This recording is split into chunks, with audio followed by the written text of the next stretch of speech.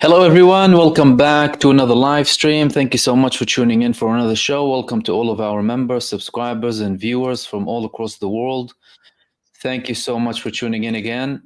And if you're new to the channel, welcome. Thank you so much for tuning in. And I have these live streams regularly. I also have shorter videos for those of you who prefer short videos in my video section. And live streams are usually more in-depth talk and analysis and open space up for the community for you to have a platform as well. In this live stream, I wanted to talk to you about a very, very important development coming from Egypt. Now, Egypt has taken a major role when it comes to the conflict. This role might not be clear to many people, but Egypt was a brick wall, a steel wall, a titanium wall against Israel when it comes to the ethnic cleansing of the Palestinian people. Egypt prevented a far greater catastrophe from what's happening. And if you go back to the beginning of the war, you need to read what was happening at the time. Israel had a plan to expel everyone immediately, have a very intense bombardment and catastrophe, force the opening of the Rafah crossing, expel everyone. Egypt did not allow that. Egypt did not allow that despite international pressure, unprecedented international pressure. All of the major Western leaders were coming to Egypt.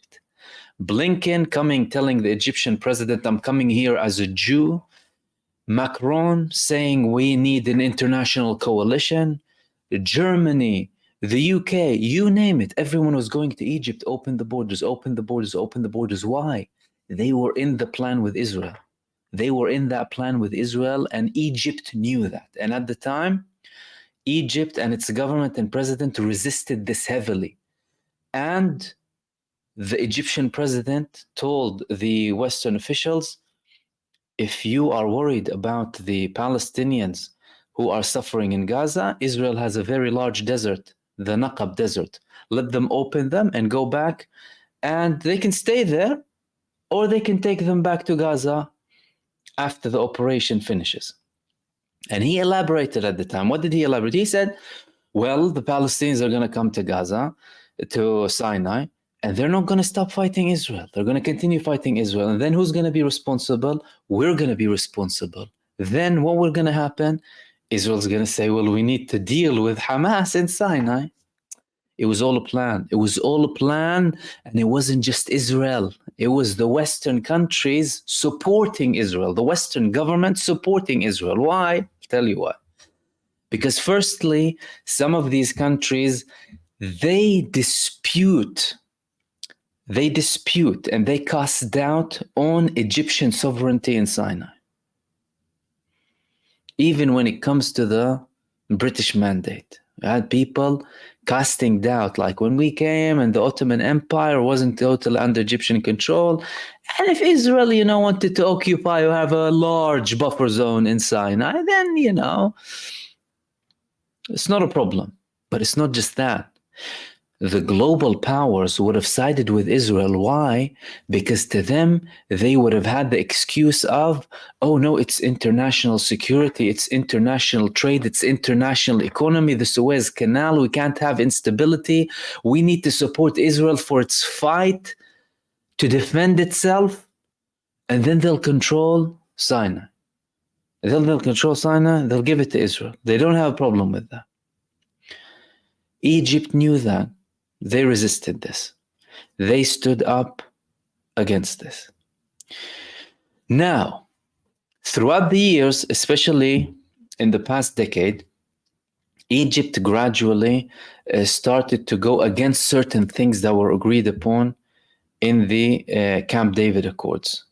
Not that Israel was adhering to anything, by the way. It's not that Egypt started it. No, Israel doesn't care about anything. Why? Because the Camp David Accords, they were established based on the fact that the Palestinians would have statehood. The late Egyptian President Anwar al-Sadat said, peace with Egypt, peace with the Palestinians too. Israel didn't have that ever. Yet Egypt respected the peace treaty out of respect and out of their own interest. All right. Then you started to have more Egyptian presence in the Sinai Peninsula. As a matter of fact, in the beginning of the war, I quoted a head of division in the Amman, a previous head of division, the Israeli Amman Military Intelligence Directorate, saying that Egypt breached every line of the Camp David Accords by what they're doing in Sinai. And at the time, he was speaking about 60 tunnels. This man was specializing in monitoring infrastructure in Arab countries. And of course, they have their eyes on Egypt. They occupied Egypt. Them Sinai was important and holy to the Jewish people. Sinai, Mount Sinai and Moses. Proves again that it's all garbage, this whole Jewish state and holy Jews, because, well, Sinai is important. Well, 10 Commandments, where were they? In Sinai, right? You went out of Sinai. Clearly, you don't care about anything to do with religion. Don't give us that nonsense. Anyway, they were expelled. They didn't want to leave. The Egyptians forced them to leave. Now we started to have more presence in the past decade under what Egypt was describing as its war on terror in the Egyptian peninsula, people causing the government a headache, and what have you. And then we reached Gaza. Of course, the Egyptians refused the war. They rejected the war. They said, don't go to war, don't invade Gaza, don't, and don't go in the Philadelphia Corridor. The Philadelphia Corridor started to flip things around. Firstly, when Israel invaded Rafah, they put in a division. A brigade called the 401st Brigade. The 401st Brigade its first participation was in the war of attrition with Egypt. And they participated in the 1973 war. Who was that message for? That message was for Egypt. We went and we're back. Al-Qassam Brigades, the armed wing of Hamas, released a video after Israel published a video of their tank going in with an Israeli flag and the 401st Brigade flag, saying that we step on you, basically. And that the fact that they killed the commander of that brigade, and they published a video at the time. That was several months back. However, ever since the war began, we saw unprecedented Egyptian moves. Firstly, the biggest military drill they can ever make, which puts the army in the highest level of preparedness when it comes to war. Secondly, unprecedented numbers of fighting forces in the Sinai Peninsula, reportedly over 100,000. Then heavy equipment, fighting forces, and combatant forces. Meaning there is nothing with the Camp David Accords. In the Camp David Accords, Sinai should be a demilitarized zone that is split between areas A, B, and C. A, B, and C. A, hardly anything, just policing forces for Egypt. B, a bit more forces. C, more Egyptian forces. And C is very close to the Egyptian side, the Egyptian mainland, basically. Why did Israel want that? Because they potentially want to invade Sinai. Again, what are we talking about? Even this man from the intelligence directorate, Amman, he said that Egypt has attack tunnels, 60 attack tunnels. Why? In case the IDF needs to operate in Sinai. Why would you have to operate in Sinai? Clearly, you have a plan. But the Egyptians are aware. That's why the Egyptians are prepared.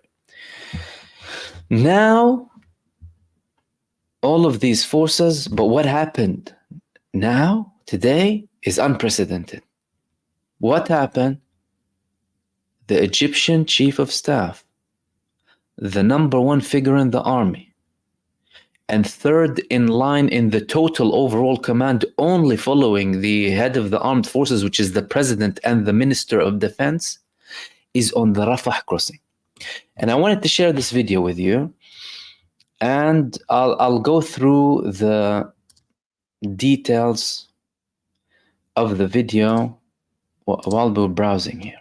Okay, so this is the Rafah crossing, and they're sending many messages to Israel in this video. By the way, you're talking about, firstly, the head of the armed forces himself in this area, combatant forces, and I'll show you all of the.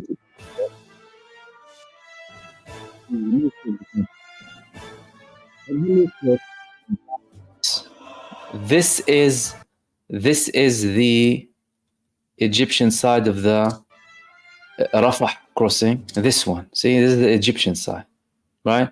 Gaza is just the opposite side. This wall, the man himself is here. I've never seen a single thing. They're monitoring every single thing, and they're showing, and they're sending a message to Israel as well with everything to do that we have you.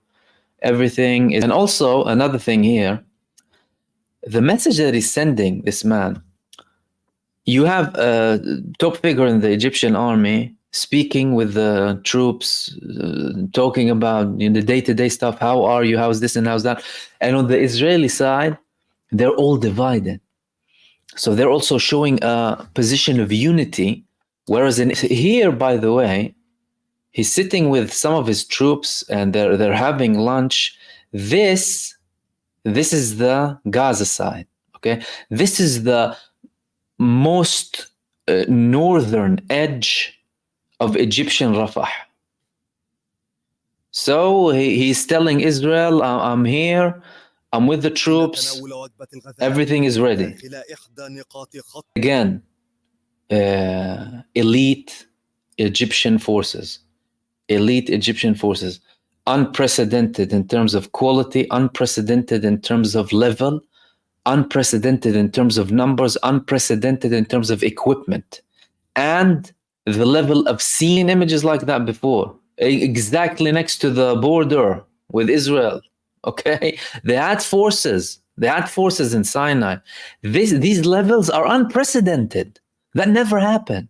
Whenever Egypt did anything in Sinai, even when what they called they were fighting terror in Sinai, they never had these levels of forces that close to Israel. And of course, this one, by the way, they ended it with this video here, okay?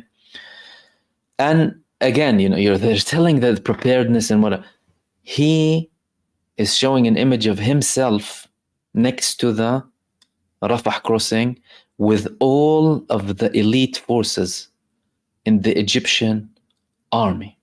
All of the elite forces in the Egyptian army. So this is not just like, I'm going there to check my, it's not just a check. It's not just a check. You're talking about messages primarily to Israel. Firstly, this is coming following a report that we had last week of Egyptian soldiers supposedly leaking information. Again, that report, I didn't verify it from two sources, only one source. Usually you need to verify it from at least two sources. It was only one source at the time we spoke about it. At the time saying that there was an incident, Egyptians were killed, they were ordered not to retaliate. This is also coming after what? After Benjamin Netanyahu criticized Egypt. He said the Mubarak regime, the Morsi regime, the Mubarak government, the Morsi government, and other governments, they didn't do enough to stop Hamas from gaining power. To him, he's calling the Philadelphia corridor the oxygen line of Hamas. Egypt, of course, is denying all of their claims and refusing to play with that notion. They are refusing to entertain it even slightly. Israel proposed many things to Egypt previously.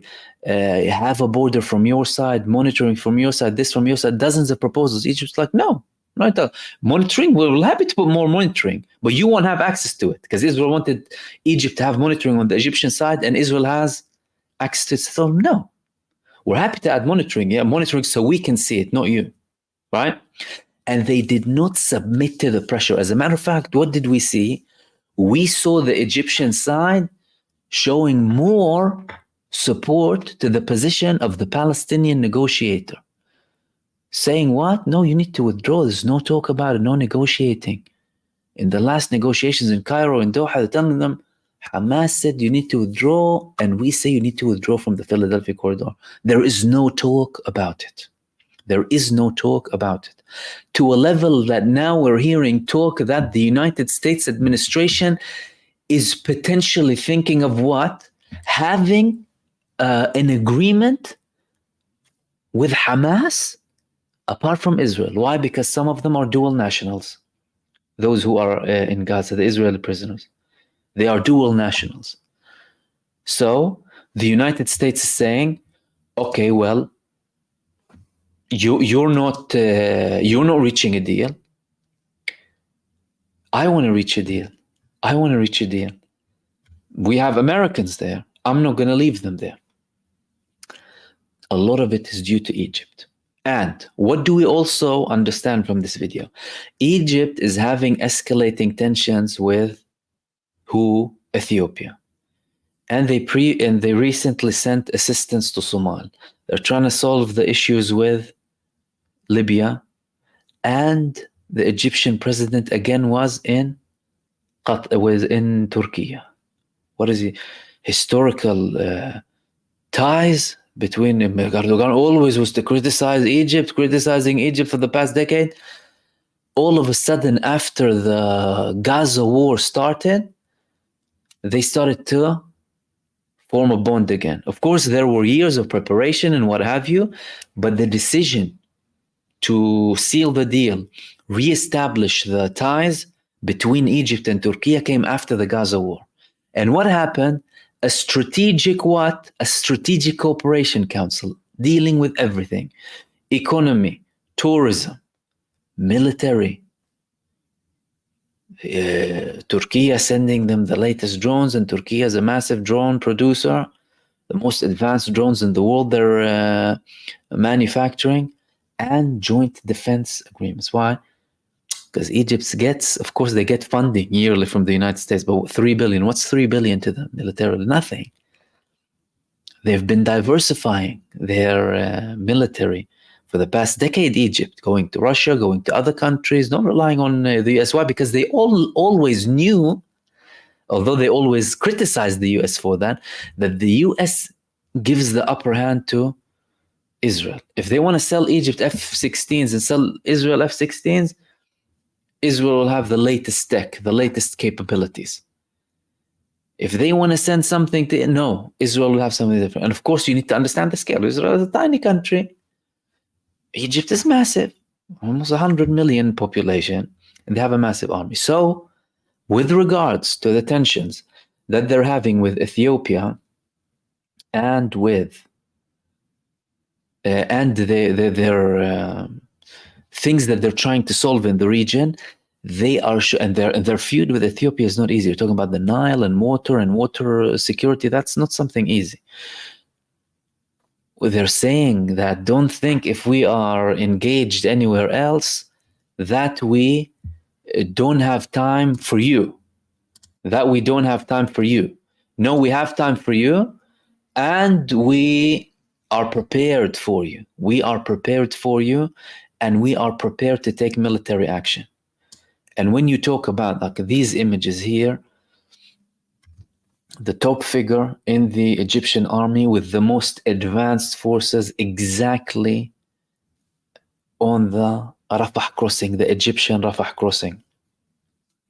This has been so far the biggest warning of that comes out from Egypt towards Israel. And people in Israel will be taking this seriously. Why? Because firstly, they have a problem with Egypt. To them, Egypt is the country that is preventing them from having their plan implemented in Gaza. Like I said, when it comes to the ethnic cleansing of the Palestinian people, if it wasn't for Egypt, Israel would have done it. Israel would have sealed the deal from a long time ago. Egypt prevented them. Not only did they prevent them, by the way, they didn't trust like, okay, I'm not going to adhere to what you're saying and I'm not going to submit to what you're asking me for. They built another wall inside the Egyptian Rafah, close to Gaza, to prevent a forced expulsion where Israel can take down the Gazan side, the Gazan wall, because this is what Israel was planning, by the way. They were telling everyone, go down from the north to the south. They were planning to bomb the borders and force the Palestinians to go to Egypt. And when they want to ask you to go back, oh no, thank you so much. It's the greater Israel. Of course. And by the way, it's not just it's the Palestinian people, number one, they understood what Israel is doing too. Don't forget that. Of course, more people would have left if they had the opportunity to. That's where the Egyptian role played a big part. However, the Palestinians have experience with Israel. They have experience with Israel. Why?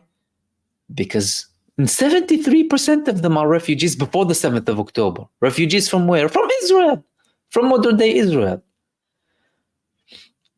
Who conducted the 7th of October attacks? As in the actual attacks on the army, not the massacres that Israel committed against its own civilians in Ra'im, Be'eri, and Nir Oz and the Nova Festival, not that. Refugees from Gaza. They were going back to their lands, right? Israel wanted to make them refugees again and seal the deal of the Palestinian cause. Here you go, Egypt. Take the problem. And guess what, Egypt? I'm coming to you afterwards. Why? Because the problem is in Sinai now. So I want to come to Sinai to defend myself and defend security. And of course, Western governments would be siding with Israel at the time. Would say, oh no, of course, Israel has the right to defend itself. And we're worried about the trade and, you know, the Suez Canal and internationally economy and security and da. Egypt is aware of that. This has been the biggest message that Egypt sent Israel so far. And this is what I wanted to share with you in this live stream. One thing that I also wanted to add is Hamas, they're posting every day, they're posting a new video. Hamas are posting a video every single day of but the Israelis who are in Gaza. Every single day. And now, I'm not going to post it here. YouTube doesn't like it. They're posting it with like English songs now, making it more dramatic. Saying that the Israeli government is killing these people. And these people in Gaza, the Israelis in Gaza, criticism after criticism against Benjamin Netanyahu, like the families. We even had a situation where there was this woman storming the Israeli Knesset, the Israeli parliament, shouting at Itamar Ben-Gvir, telling him what? Telling him, you're killing us. She was released from Gaza. She was protesting because the man is insisting on continuing the war completely, not stopping. He wants to have a plan, by the way, to not end the war, have an endless war, and people are criticizing him. And this is what I wanted to share with you. Let me open the space up for the community. Thank you so much for participating.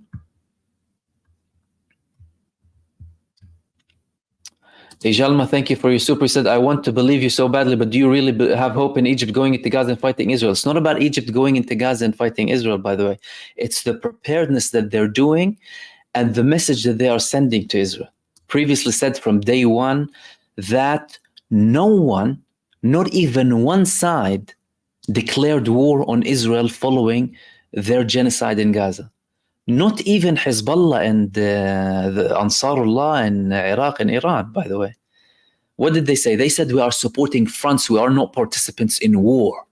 And there's a big difference between both of these things. They are doing this as a strategic move. Firstly, to lift the pressure off Gaza, knowing that they are unable to potentially end the misery of Gaza because that needs a bigger coordination. And of course, that's something that everyone is entitled to criticize.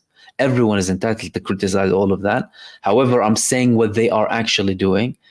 Secondly, they didn't want to deviate the attention from the Israeli barbarism in Gaza, because many people would want to start criticizing everyone else but Israel. And if we have more fronts internally, firstly, Israel will continue the massacres in Gaza. Secondly, they will have more massacres there. And again, these are not excuses. I'm talking about the calculations. There was also another question. Why doesn't the Palestinian resistance, for example, or Hezbollah, or target civilian places in Israel? That's also a decision made strategically from the resistance fronts, that we are targeting only military base. Secondly, if we do target buildings and destroy them in Tel Aviv, that will not stop the massacres happening in Gaza, but will only lead to more people sympathizing with Israel. And now people are sympathizing with the Palestinian people. These are some of the things alongside, of course, other calculations that each front has. So it's not to say that Egypt is going into Gaza. It's not to say that they're going to end the genocide or save the Palestinian people from the day-to-day suffering. No, because their calculations are not like that. But it's a sign of escalation that is coming from Egypt, that is directed number one at Israel. Alongside everyone observing, of course, too. And thank you so much for your input, and welcome everyone. If anyone has any, by the way, comments for me, if you wouldn't mind just highlighting them, and the virus as well, thank you so much for your super much appreciated.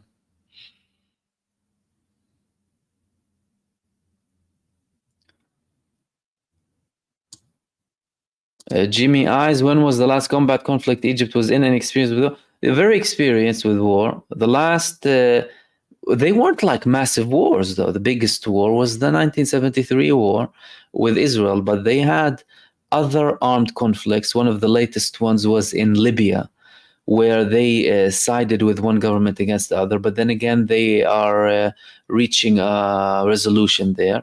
The Egyptian president, when he was in Turkey, he also spoke about solving the things and the issues in Libya and in Syria too. So, but they are highly trained. They are highly trained, very advanced army with a lot of diversification as well.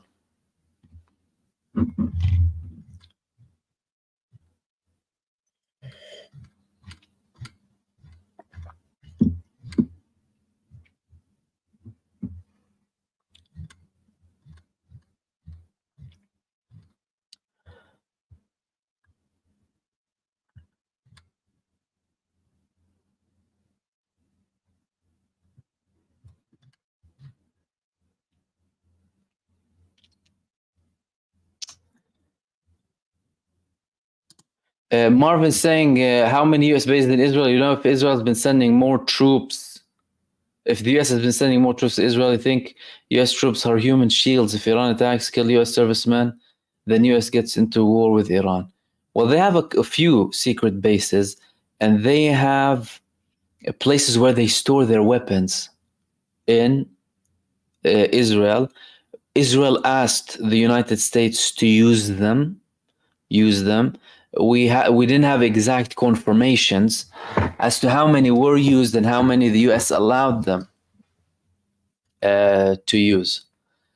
Eduardo, thank you for that. He said, will Palestinians accept Egypt entering Gaza? Well, it depends in what form they would be declaring that they are entering. Firstly, Egypt said that they're not interested in controlling Gaza. That's number one. Because that was one thing on the table where Israel thought, I would get rid of the population, therefore I wouldn't have a demographic problem. And these people, Egypt can take the responsibility of them. But again, there's a trick there. There's a problem. What is the problem? The problem is that you will open the space for what?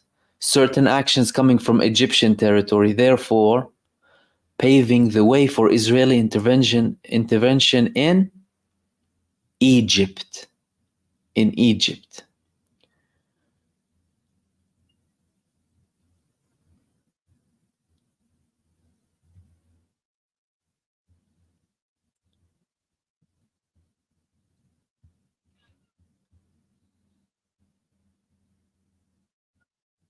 The Phil guy is saying, if this escalates to regional war with Egypt fighting Israel, Zionists will try to get the US into position a fleet in the Mediterranean. How will this impact other states in the region? Well, the Israelis have been trying to get the Americans in for a very long time. All of what Netanyahu is doing is trying to drag the Americans in. But even the American administration is aware of Netanyahu's plans. And there's a big question mark over the capability of the United States to deploy forces and fighters after two massive failures in Iraq and Afghanistan, after an escalating tone in the United States, including in top figures in the United States, to what? Withdraw from the global policing status. So I don't think they would be able to potentially do that with the United States. Listen, at the end of the day, if the United States has to, they would consider their options. But so far, everyone knows what Benjamin Netanyahu is up to, trying to drag other people down with him. People are realizing that he is the reckless and that Israel is the reckless entity of terror, trying to impose its will on everyone surrounding it, with this constant facade of victimhood and everyone hates us, and then butchering people left, right, and center. But that's not working anymore. That isn't working anymore.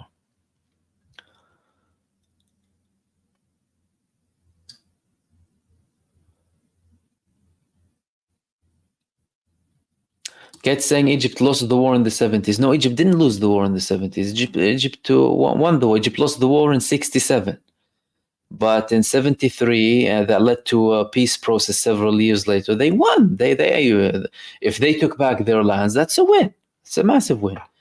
And if their army is as capable as Hamas or Hezbollah or Houthis, if Egypt uses its army, it's way more capable than most armies in the Middle East. It's one of the strongest armies in the Middle East in terms of capability, in terms of defense, fighter jets, armed personnel, equipment, the diversification of equipment.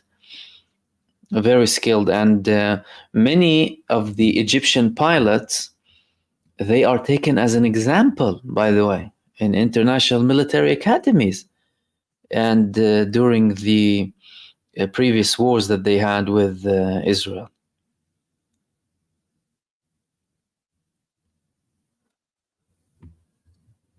Dr. X, thank you so much. You said the interviewer on today's short video quoted a book of a friend of rabbis that suggests jewelry should be considered a different species. Is that supremacist enough for you? Nothing surprises us nowadays, my friend, and thank you so much. Nothing is surprising. As a matter of fact, some people are allowed to say on the other side that they want to, okay, to this level, take out all of the Palestinian people. And they can say that. And it's acceptable and it's not considered hate speech. No, nothing. The only time any criticism to this genocidal entity is considered a crime or a problem is when it criticizes them. And usually, why is that done? Because the person who is criminalizing you is the actual criminal, is complicit in crimes. And criminal is a very light description, by the way. Danielle, what's the end game in the West Bank if there's nowhere for the Palestinians to go?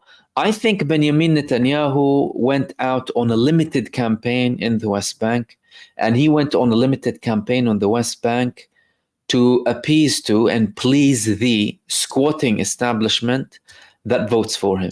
Why? Because if he reaches an agreement soon, he will have a nice resume of I killed Fuad Shukr, I killed Hania, I destroyed Gaza, I killed X amounts of Palestinians, and I killed two senior figures in the West Bank, and I also destroyed infrastructure in the West Bank. Why? Because his base are bloodthirsty. When you talk about Israel, talk about a bloodthirsty genocidal nation in general. Illa man rahima rabbi, as we say in Arabic, apart from those who God had mercy on, who don't have genocidal intent. In general, they will justify the killing of everyone else but themselves, and they don't have a problem with that. They have bloodlust, they are sick and demented, and psychopaths as well. You can't explain that in any other way. Why? Because when you see any sort of attempted sympathy fake sympathy coming from the Israeli media against any Palestinian. You just go and see the comment section. And you don't just need to see the comment section. Go on their live television. Listen to their intellectuals and how they defend and call for a nuking of Gaza, call for, no, 100,000 should have been killed in the first month so we can have... It's total sickness you're talking about here.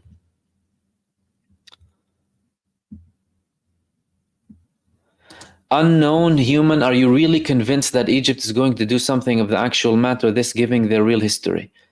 I would say Egypt has done something. Again, no one prevented the genocide. Not Egypt, not the Palestinians. No one prevented it. Did Hamas prevent the genocide? No. Did the Palestinians prevent it? No. Did Hezbollah prevent it? No. Hamas, Iran. No one prevented the genocide. Yemen, no one prevented it. People resisted it. Okay? Egypt did something. Did it do what it can? Everything that it can? That's the argument. Did they fulfill their whole potential? Did they deploy their army to defend the Gazan population? No, they didn't. No one did. The only people who operated in a limited manner are the resistance fronts as a supporting front. And you need to understand that. Not as war participants, as supporting fronts. And there's a big difference between being a war participant and a supporting front. Because you have your own calculations, you know your capacities, you know your capabilities, you know how long you can go, you know your defenses, and you know your weak points. All of that, all of these things are calculated. So Egypt did already do something when they prevented the ethnic cleansing of the Palestinian people. That's something that if you deny or if you fail to acknowledge, then you haven't really read the full picture. If Egypt submitted to the pressure of Israel and Biden and the US administration, the British government, the French government, the German government, forcing them and trying to apply so much pressure to completely open the borders of Rafah and expel all of the Palestinian people, you wouldn't be talking like we're talking now. You would have been talking about settlements in Gaza. The Palestinian Gaza would have been done and dusted. You would have had Hamas fighting still, I believe. But in terms of over the ground, most of the population in Israel would have annihilated them. But Egypt did not do that. And that's a point for Egypt. And you can't deny that, even if you don't agree with everything that they do. And again, these things are not to justify overall positions. These things are to read what's happening in front of our eyes. You can't deny certain actions. But of course, you can have your criticism. Okay, can you do enough? Why did you do this? Why did you do that? Yeah, all valid. All valid. But at the end of the day, most of the energy should be focused on who? A criminal entity committing a genocide. They are the criminals, and they need to be stopped.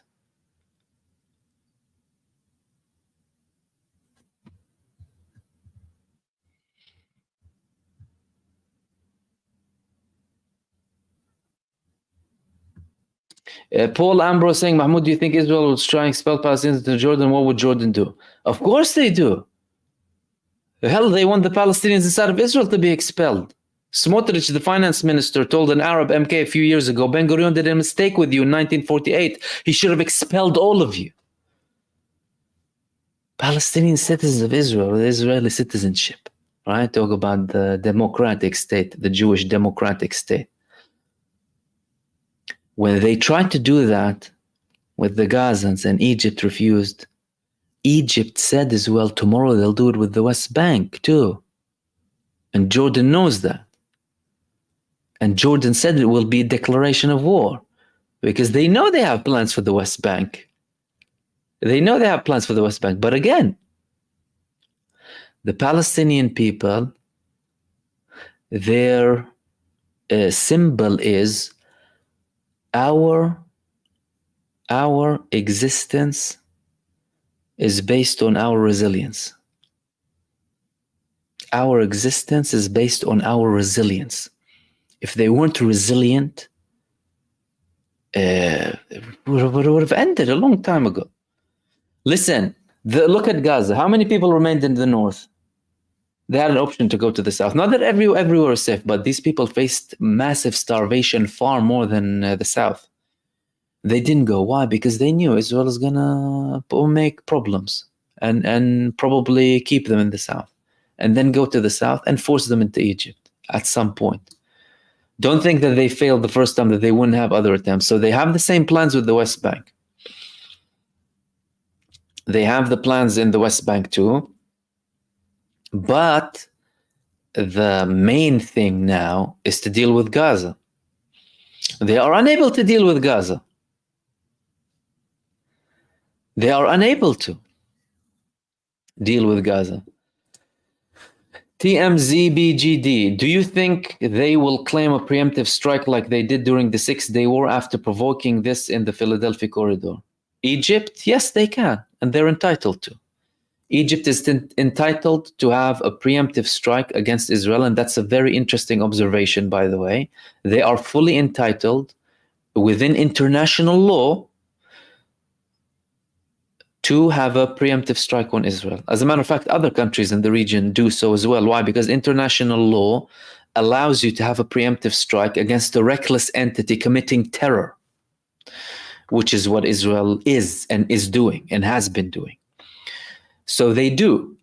And what Egypt can prove if they choose that path is, well, look at how much time we've given them.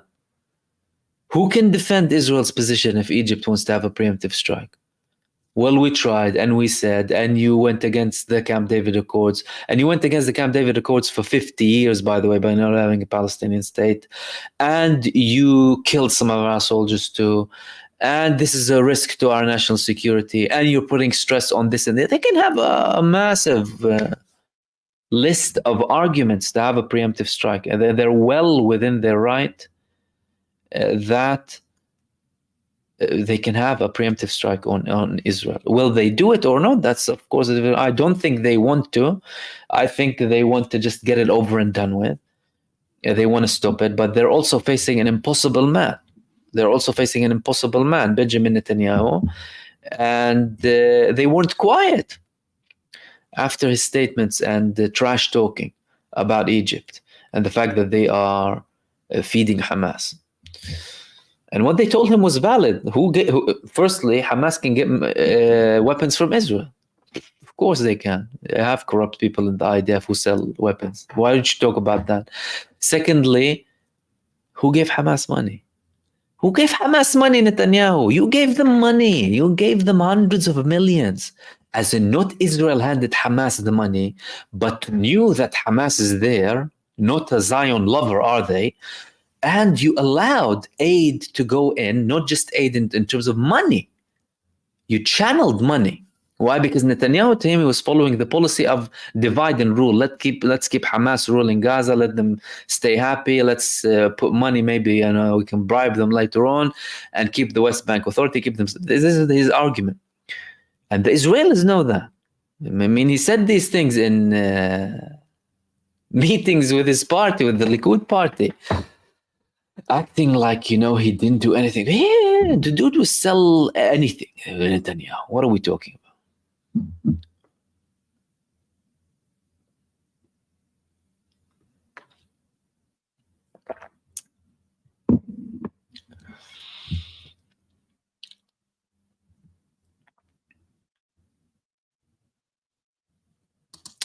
Sylvester saying, have you noticed that there are less and less reports for Al-Qassam, especially them Yassin 105 actions recently? The IOF destroy arsenal and production tunnels, or in panic mode? Well, firstly, we're seeing reports from them every single day.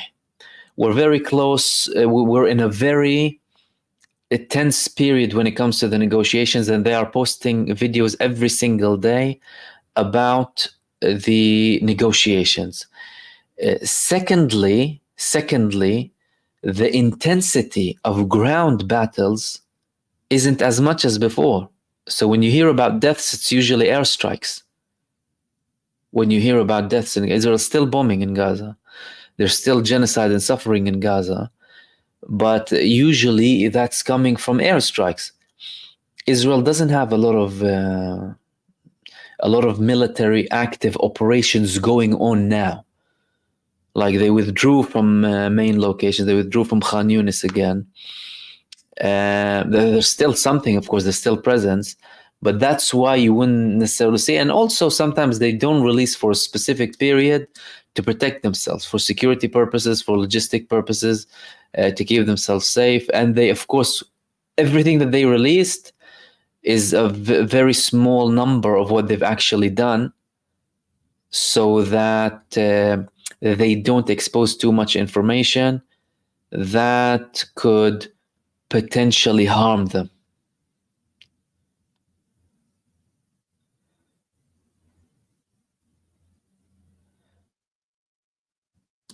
Ari Mughrabi, Assalamu alaikum, Mahmoud. Alaikum assalam wa rahmatullah. Thank you for your content every day. Welcome, my brother. Thank you. Wondering, have you heard of any airspace closures? Or, in your opinion, could we anticipate the next few weeks? Airspace closures, no. But there was a strike in Ben Gurion Airport for a limited time. There are still many airlines that are not flying to Israel up to May 2025, by the way, major airlines. Many airlines need to have they need to have a stop to go to Israel. But no, we didn't have a complete closure. The closure that we had when we had certain military drills or preparations for attacks, there were closures. Iran had a closure in the southeastern side. During that time, they informed the Egyptians that they had this closure, but again, they didn't make it public for the whole of Iran because, of course, they had military drills, and secondly, it didn't affect Tehran, which was more towards the western part of Iran. But we can only see it if we have a genuine escalation and things that are risking aviation.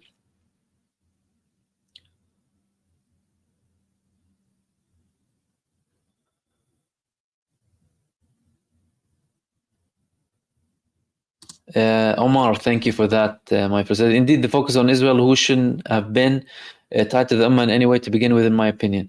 I think you're right. 100%.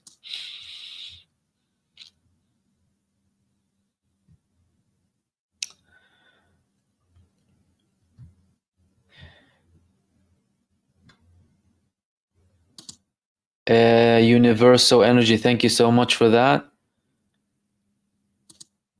Gullyberg, Mahmoud, what if the civil war started in Jordan or Egypt? Would the US and Israel help to stop it?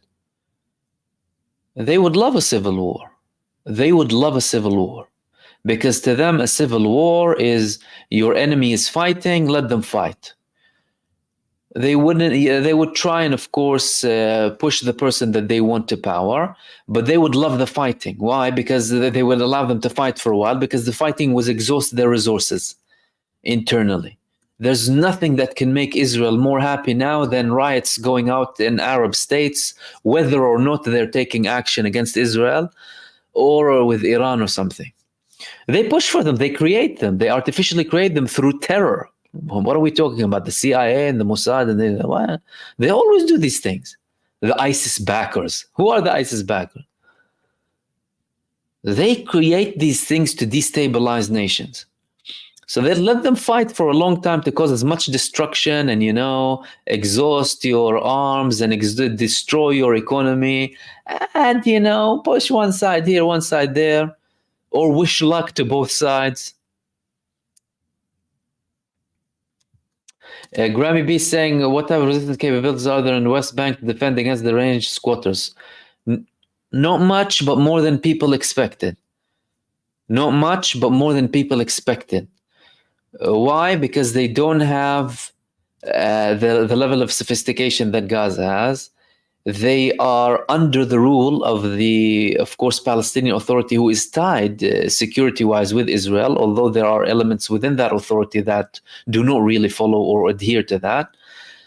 But with that, they managed to surprise people with the level. And again, why is that? That's the bigger question. Why is that? It's because these people live under occupation.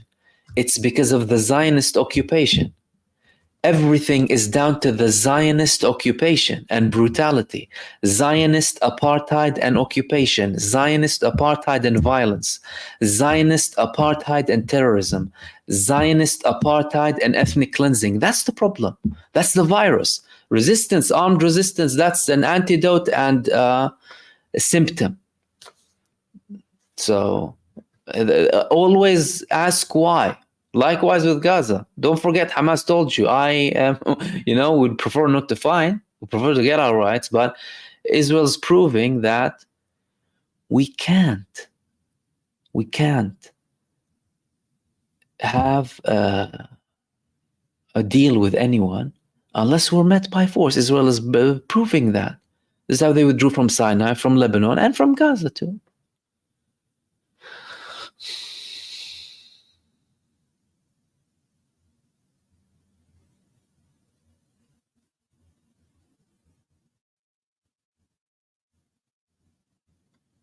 The Badger, thank you, Dasa. Mahmoud says, salam, brother. Just an input, taking that Egypt didn't even expel the ambassador of Israel, wouldn't be safe to believe this new determined stance is a facade to save face from inaction. Interesting observation. Well, I don't know why they haven't withdrawn the ambassador, to be fair. Are they using it as leverage or something? I don't know. Because they have the ambassador, they have people in Israel.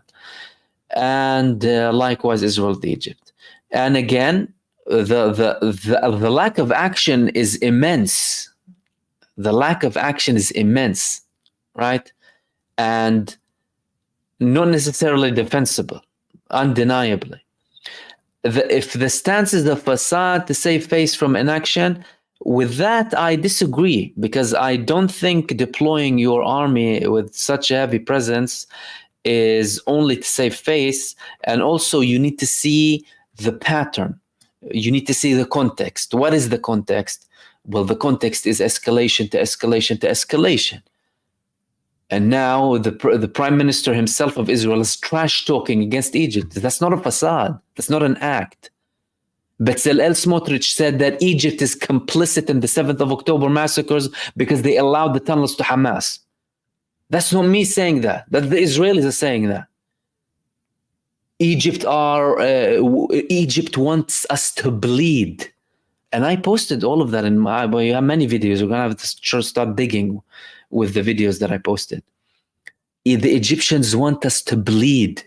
Some people in the Israeli security establishment say, through an ongoing war of attrition to make us weaker. And don't forget what the Egyptian side used to say, we need to have a strong Palestinian presence in Gaza to be a front against Israel. So that Israel is not exactly on our borders, because they don't want them on their borders. And the peace treaty, they're using it for their own benefit. Criticize it, don't criticize it. Again, all of that is valid, my friend. And that's not defending an action. This is an observation of actions and an analysis of actions. Austin, thank you so much for your super, much appreciated. And let's see if we have anything else. Athena Q as well, thank you so much for that. Thank you for your super and for your support, and everyone else. Sorry, by the way, if I'm missing some of the comments, because a lot of comments in the live, and then when the video is posted, you miss a lot of comments, but that was about it. Okay, we'll wrap it up there, ladies and gentlemen. Thank you so much for tuning in for another live stream. I posted a couple of videos earlier on. You can go ahead and watch them. I'll hopefully be with you tomorrow night as well. Thanks again for everyone who sent supers, much appreciated. That was from the virus, Yalma, Koopa Coop, Eduardo, Marvin, Dr. X, Universal Energy, and Athena. Thank you so much for that. Stay blessed, everyone. Enjoy the rest of your evening or day or night, depending on where you are. And I will see you soon in the next video. Peace, everyone. Salam.